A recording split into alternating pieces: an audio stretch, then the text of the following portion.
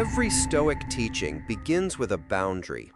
Epictetus called it the dichotomy of control. Some things are up to us, and some things are not. Consider how radical that sounds.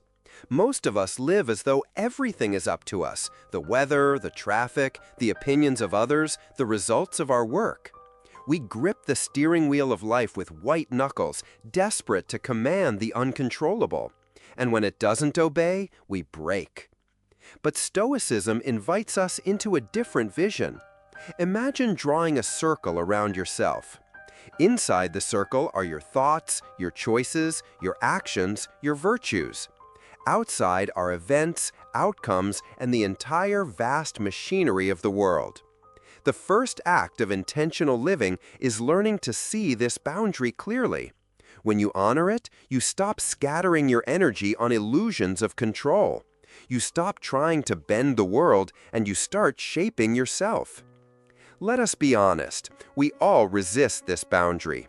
The human mind is wired to crave certainty. We refresh the inbox, stalk the social media feed, replay conversations in our heads as if we could edit them. We live like gamblers feeding coins into a slot machine called maybe. But here is the paradox. The more we try to control what is not ours, the more we lose control of what is. When you obsess over your colleague's opinion, you surrender your peace. When you rage at traffic, you surrender your patience. When you fixate on whether someone will love you back, you surrender your dignity. Marcus Aurelius wrote in Meditations, "You have power over your mind, not outside events. Realize this, and you will find strength." To forget this is to hand over the keys of your soul to forces that neither know nor care about you. This is not merely philosophy, it is a survival skill. Let's step into a Stoic thought experiment. Close your eyes for a moment. Imagine a circle drawn on the ground before you. Step into it. This circle represents everything within your control: your judgments, your choices, your actions. Now picture the world outside the circle: storms, accidents, betrayals, wars, economic crashes, the vast unpredictability of existence. As you stand within this circle, feel the fire rising at its edge. The fire consumes everything outside: your desires, your fears, your need for validation. All of it burns. And yet, within the circle, there is clarity. You are left with your character, your reason, your will.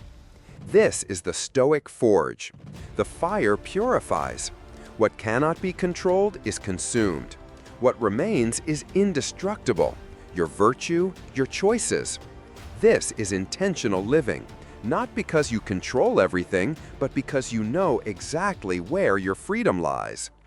But what about the tragedies? The illness, the betrayal, the dream that collapses? Here, the Stoics offer their boldest challenge: Amor Fati, love of fate. To not merely accept what happens, but to embrace it as though you had willed it yourself. Seneca once wrote, "A good character, when tested, grows stronger." Imagine that your life is a great tapestry, woven with threads of joy and threads of suffering.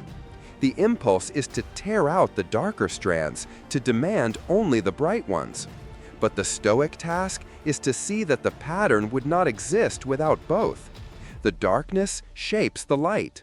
The failures give contour to the triumphs. To say Amor Fati is to look at the totality of your life, every wound, every heartbreak, every triumph, and whisper, "Yes, I want this. I embrace this." Not because it is painless, but because it is yours. There is another fire the Stoics ask us to face: death. Memento Mori. Remember you must die.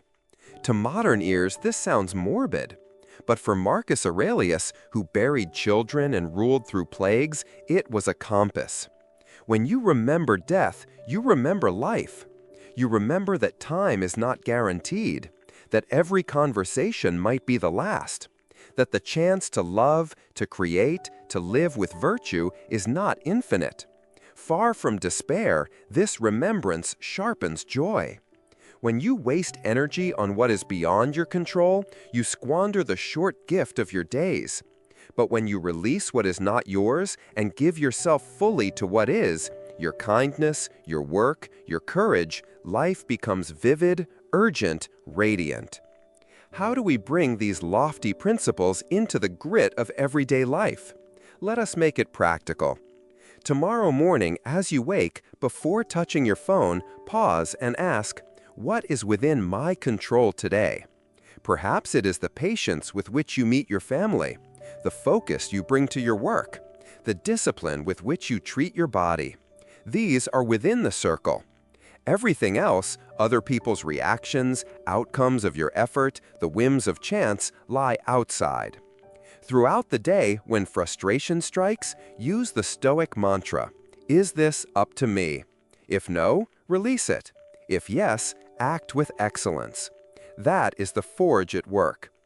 And at night, like Marcus Aurelius writing his meditations, reflect, where did I give away control today?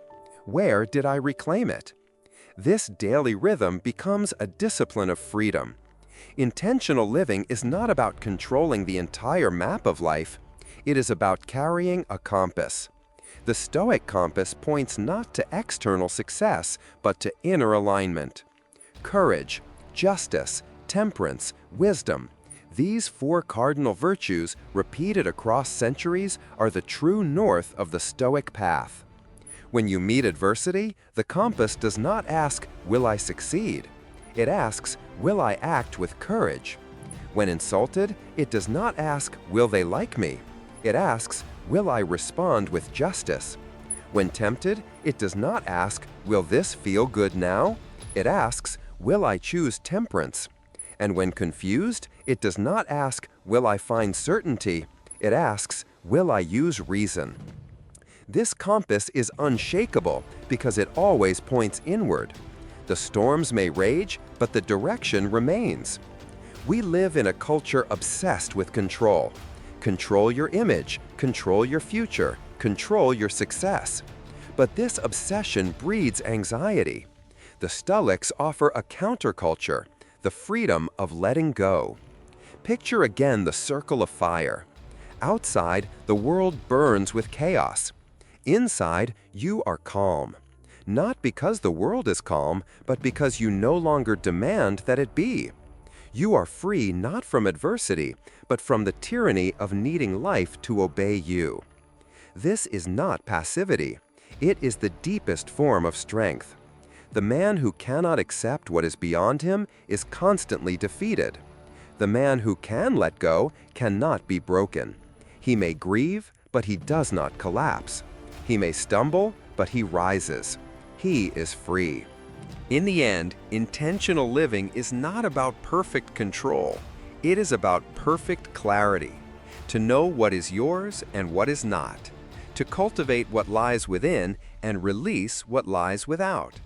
To embrace fate as a friend and death as a teacher. To live not by chance, but by choice. Epictetus was born a slave, crippled by his master. And yet he declared himself freer than emperors because he mastered the art of control. Marcus Aurelius ruled the greatest empire in the world, and yet wrote nightly that the only empire worth ruling was the empire within.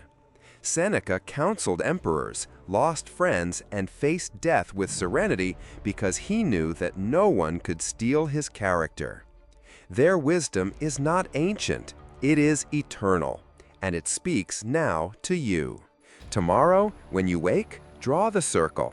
Ask yourself, what is within my control? And give your whole self to it.